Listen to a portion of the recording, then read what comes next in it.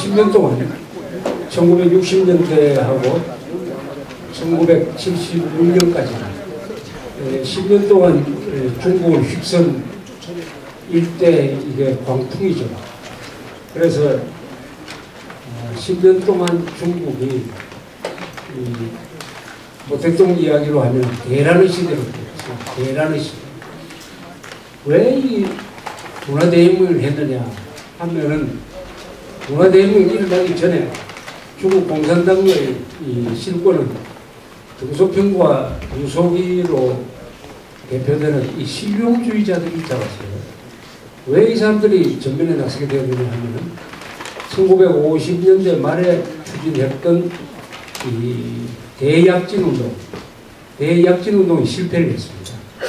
대약진 운동은 모택동의 이 근대화 전략입니다.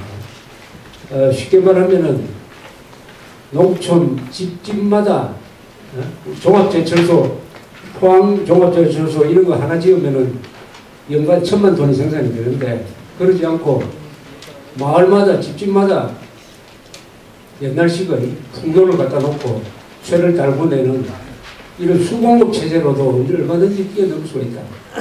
그리고 인민공사를 해가지고 집단 농장으로 하면은 공산주의자의 그 열정을 가지고 근대화를 달성할 수 있다. 아주 이게 말은 좋은데 집행을 하면은 실현이 안 되는 이런 정책을 추진하다가 굶주리고 해서 몇천만 명이 굶어 죽고 공업도 그렇게 되지 않고 해가지고 실패를 하니까 유소기와 등소평이가 전면에 나서가지고 실무적인 노선, 실용적인 노선을 가기 시작했어요. 그러니까 모택동은 실권이 약해지고 자기의 취미에도 맞지 않고 이 모택동은 어떻게 보면 혁명가인데 연구혁명론에 가까운 이 세상을 항상 뒤흔들고 싶은 사람이죠. 흔들고 싶은 사람. 그래서 이 사회가 안정적으로 가는 거 이런 걸 원하지 않아요. 항상 대란의 시대로 가서 대치를 한다. 대란 대치란 말을 썼어요. 대란을 일으켜놓고 통치를 하는 것이 대치다. 항상 전쟁과 혁명과 내전과 뒤죽박죽 되는 것을 어떻게 보면 즐기는 사람들. 그 발단은 이제 해석파관이라는 연극에서 출발을 합니다. 어떤 연극평을 가지고 그걸 비판하고 옹호하고 하는 이런 과정에서 출발을 합니다. 어쨌든 이걸 통해서 기존의 실권을 잡고 있던 세력이 날아가고 혁명소조란 말이 등장을 하고 혁명소조 중에서도 특히 이 젊은 사람들 사인방이 누구냐 하면은 강청 모택동의 부인이죠. 강청. 그 다음에 장춘교라는 사람이 있었어요. 그 다음에 왕홍문, 요문은 이런 사람들인데 나이가 적어요. 특히 왕홍문은 한참 떠오를 때는 나이가 30대밖에 되지 않았습니다. 이 사람들이 선전선동을 딱 장을 했어요. 선전선동. 선전선동에 의한 것이 문화대혁명입니다. 문화대혁명은 문제가 나온 게 아닙니다. 선전선동에 의해서 홍위병을 만들어내는 거죠. 대학생, 고등학생, 젊은 사람들을 내세워가지고 요 홍위병 세력이 앞장서가지고 유소기 집에 몰려가가지고 유소기를 끌어내가지고 벌을 주고 국민들도 모욕을 주고 하는 이런 일이 전국에 다 벌어집니다. 그리고 하방이라고 그래가지고 도시에 있던 사람들이 농촌으로 가야 된다. 이렇게 해서 하여튼 상하로 좌우로 막 뒤죽박죽 만들어놨어요. 그래서 등장한 게 인표라는 사람이죠. 인표가 후계자가 됩니다. 국방부장으로서 후계자가 돼요. 후계자로 아예 지명이 됩니다. 인표. 근데 나중에는 베리아처럼 인표도 불안해져요. 인표도 야 이건 이렇게 하다가 나중에 내가 마지막에 모택동한테 당하는 거 아니냐.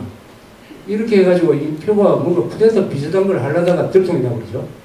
그러니까 비행기 타고 가다가 가족들 몽땅 실어가지고 비행기 타고 가다가 외mon고에서 추락을 해가지고 71년에 죽는 사건이죠.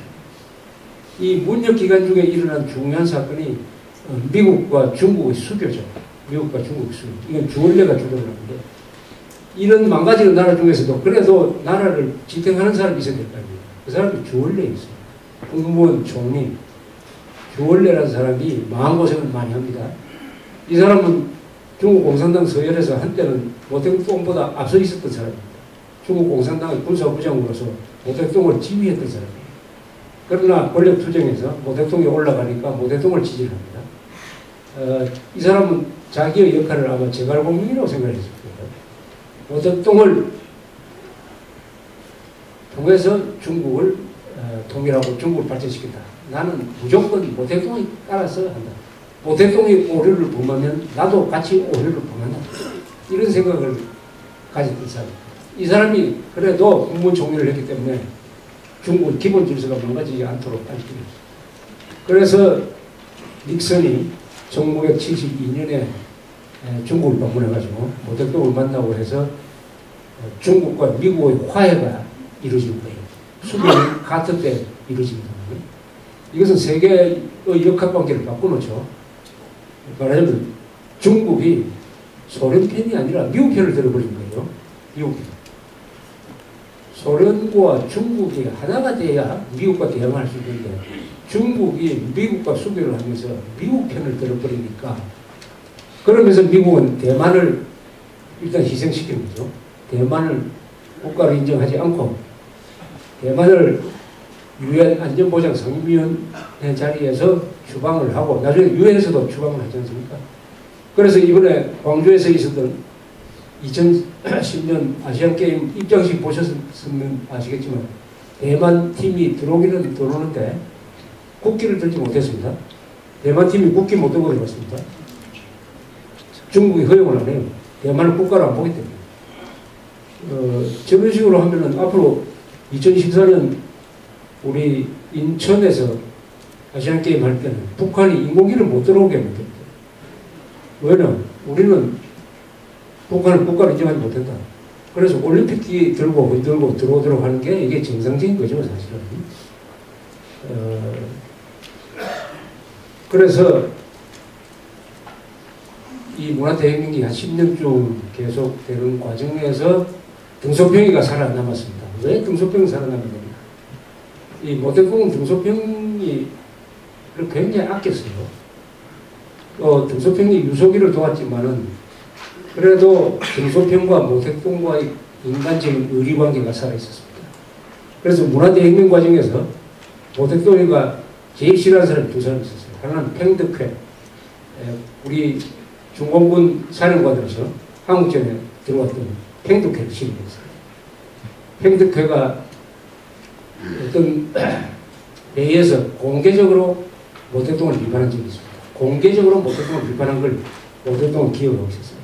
또 유소기는 자기한테 도전했다. 그래가지고 두 사람은 거의 맞아 죽었죠. 팽덕회 유소기는 거의 맞아 죽었습니다. 그건 방치를 하는데 등소평은 보고를 했습니다. 등소평은 저 총구석에 가 있는 걸 찾아가서 뭐 죽이고 하는 짓을 하지 않았습니다. 언젠가는 등소평을 써야 되겠다. 이제 70대 가면은 모택동도 이 마무리를 해야 되겠고 또 자기도 몸이 아파서 그래서 후계를 생각합니다. 그래서 등소평을 다시 불러 73년 무렵에 등소평을 다시 불러 그래가지고 몇 가지 요식을 듭니다. 그래서 주원래가 등소평을 상당히 보호를 해주면서 모택동 사후에 중국을 이끌고 가는 사람으로서 등소평을 지목을 하는 거죠. 등소평 그건 주원래도 그렇고 모택동도 그래요. 같은 생각이에요. 그런데 이 4인방은 불안합니다. 그러다가 1976년에 1월에 주원래가 먼저 죽습니다. 주원래는 아주 암이 막 번지고 있는데도 수술을 못해요. 모택동이가 수술을 하라는 허가를 안 주는 거예요. 수술도 허가받아서 했습니다. 그래서 시기를 놓쳐버렸어요. 주원래는 사람도 허가가 안 나니까 자기가 수술을 안 하는 거예요. 그래서 이 사람은 병상에 있으면서도 아주 나라를 걱정하고 한 사람입니다. 끝까지 모택동을 비판을 안 했어요. 섭섭하다는 말도 안 했습니다. 이걸 다 중국 주민들이 아는 거죠. 중국 사람들 지금 제일 존경하는 사람 랭킹 1등이 주원래 아닙니까? 그래서 제갈량이 있죠. 그래서 죽고 나는데 이 장례식에 모택동이가 참석 안 했어요. 모택동은 주원래에 대한 콤플렉스가 있었습니다. 한때 주원래가 자기보다 앞이었다. 그래서 주원래를 이용을 했지만 주원래를 좋아하지는 않았어요. 장례식에 참석을 했습니다. 강청은 참석했는데 이 모자를 쓰고 여자가 모자를 쓰고 모자를 벗지 않고 고개 숙이는 이런 게 화면에 나왔어요. 그래서 그걸 보고 또 중국 사람들이 아주 싫어했어요. 그러다가 추도회가 자연 발생적으로 천안문에서 사람들이 모여가지고 3월달에 주원래 추도회를 하기 시작을 했어요. 자연 발생적으로 주민들이 전국 곳곳에서. 그러니까 그동안에 문화대혁명 때 억눌렸던 사람들이 주원래 추도회를 통해서 폭발을 했어요. 그러다가 막 데모를 하기 시작을 하고, 이게 제1차 천안문 사건입니다. 1976년 4월 천안문 사건이 두 개가 있어요. 제1차 천안문 사건은 주원래 추도식을 계기로 폭발한 반 4인방 반문역 민중시위입니다. 민중시위. 이걸 진압을 했어요. 그러나 사람 많이 죽지는 않았어요. 사람 많이 죽지 않고 막 진압을 하니까 다 흩어져 버렸는데, 이게 이 시위가 중국 민심이 어느 쪽으로 간다 하는 것을 알게 해준 거죠. 중국 공산당도 민심이 어디에 있다 하는 것을 알게 해주고, 이게 나중에 4인방을 숙청하는데 큰 이게 하나의 근거가 된 거죠. 이 공산당이라든지 사회주의라는 것은 대중정당이기 때문에 민심이 어느 쪽으로 간다 하는 것을 확인하면 그쪽으로 따라가게 돼 있어요. 그래서 제일 두려워하는 게 사람들이 모여가지고 시위하는 거 아닙니까? 우리야 시위야 일상적으로 되어 있지만 또 시위한다고 해서 뭐 정권이 넘어가는 이런 데 없지만, 북한에서 촛불 시위 같은 게 일어나면 정권이 넘어갑니다. 그러니까 그런 시위를 아예 못하도록 막는 것이죠. 이 독재 정권일수록 시위에는 약해요. 그래서 시위를 막는 거 아닙니까? 그러다가 유혈 사태가 나면 그게 빌미가 돼가지고 정권이 무너지는 경우가 들어 생기고 합니다. 자, 이래가지고 이제 모택동도 마지막에 가면은 거의 병상에 있고, 그러면 후계자를 누구를 부르는 말이냐? 엉뚱한 사람을 후계자로 내세웠어요. 화곡봉이라고. 지금 막 이름 다 잊어버렸어요. 화곡봉이라고 하는 사람을 주로 경찰을 맡았던 사람인데, 당내에서 우리 순위가 아주 저 밑에 있던 사람인데, 화곡봉은 옛날부터 대장정 시절부터 이 모택동 측근에 있었습니다. 그래서 그 화곡봉을 움직이신 분 계시겠지만 얼굴이 아주 이 모택동하고 닮았어요. 그래서 화곡봉은 모택동의 숨겨놓은 아들이다 뭐 이런 이야기도 있었습니다. 그건 사실이 아닌데, 화곡봉한테 주석 자리를 넘겨주기로 딱 돼 있어요. 물론 그때 정치국 상무위원회 강청도 들어있고 장충교 이런 사람들 들어갔을 때문에 이 4인방이 당권은 장악한 것처럼 돼 있었지만은 민심이 돌아버리고, 이 특히 군인들이 군부가 이 4인방에 대해서 꼭 하고 있었어요. 한번 두고 보자 하는 생각이 있었어요. 그러다가 모택동이 1976년 9월에 죽습니다. 그 뒤에 여러 가지 이제 증언들이 나오는데, 화곡봉은 몇 년 전에 죽었습니다.